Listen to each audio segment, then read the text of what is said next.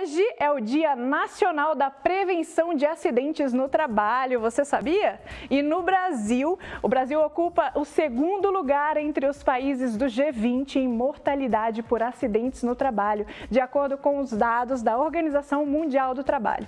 Eu converso agora com o engenheiro em segurança do trabalho, Gustavo Fioravante, que vai explicar para a gente por que esses números ainda são tão grandes no Brasil, a ponto de ocuparmos aí o segundo lugar.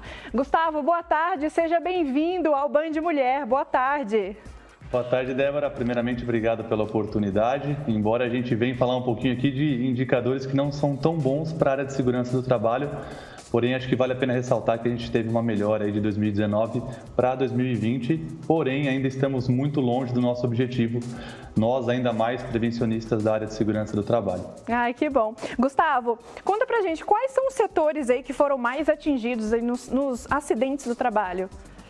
Vamos lá então. A gente pegou como base o ano de 2020, peguei algumas informações apresentadas no Observatório de Segurança e Saúde no ano de 2020 e os setores mais afetados, falando de acidentes fatais de trabalho, foi o de transporte rodoviário de carga, onde a gente tem um número de 14%, administrações públicas em geral com 3%, e construção de edifícios também com 3%, falando de número de mortalidade geral no país. Sim, e Gustavo, quais são os acidentes assim, mais comuns?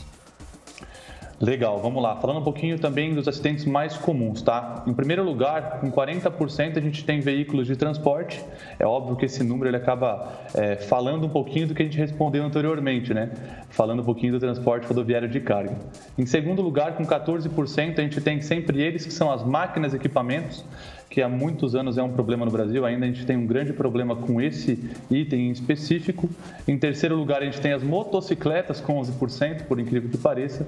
E em quarto lugar, é um item também que preocupa muito, ainda mais por conta das construções civis em crescimento no nosso país, que é a queda em altura, que a gente tem 7% relacionado a acidente fatal, tá?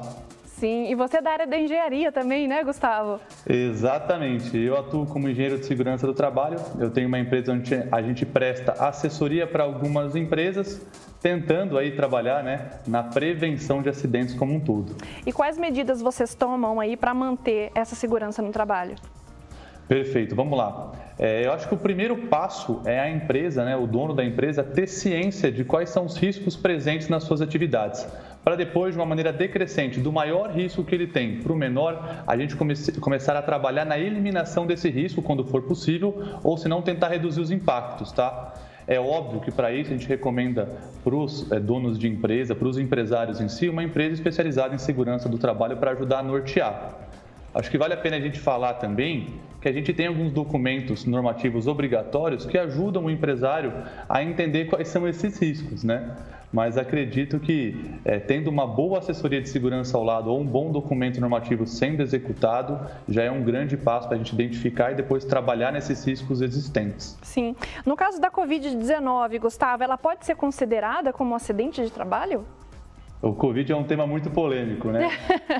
É uma dúvida também polêmica, né? É uma dúvida muito polêmica. Na verdade, relacionada ao Covid, vai depender muito do contexto fático, vai depender muito do fato em si. Ela pode ser reconhecida como doença ocupacional, quando a doença se resultar em condições especiais em que o trabalho é executado e com ele se relacionar de uma maneira direta.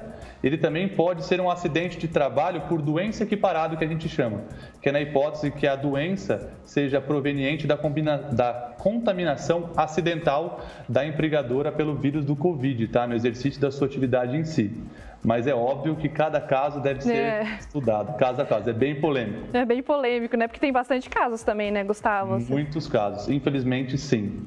Gustavo, e quais são os principais motivos da empresa, você que dá assessoria aí para as empresas, quais seriam os principais motivos da empresa investir nessa segurança do trabalho?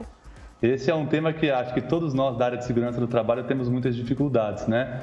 Eu acho que o ponto principal é a prevenção de acidentes, porque um acidente é óbvio que principalmente afeta o colaborador de uma forma direta. Quem sofre o acidente com certeza é o mais prejudicado, mas para a empresa também, para a imagem da empresa e todos os custos com indenizações, processos judiciais, é muito problemático para a empresa. Por outro lado, investir na área de segurança, você também, empresário, consegue uma redução de custo, a gente pode descaracterizar ambientes insalubres e periculosos, reduzindo ali 20%, 30% de adicionais pagos a alguns colaboradores.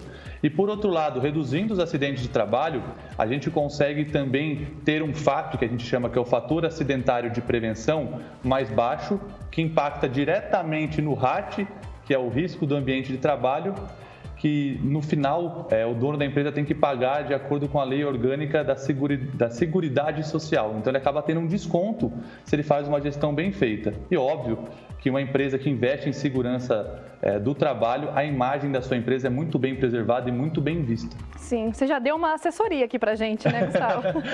Falei só um pouquinho da nossa área, que é um mundo, né? Muito grande. Muita coisa. E é muito importante essa segurança aí no trabalho para todos, tanto para a empresa quanto para os trabalhadores também.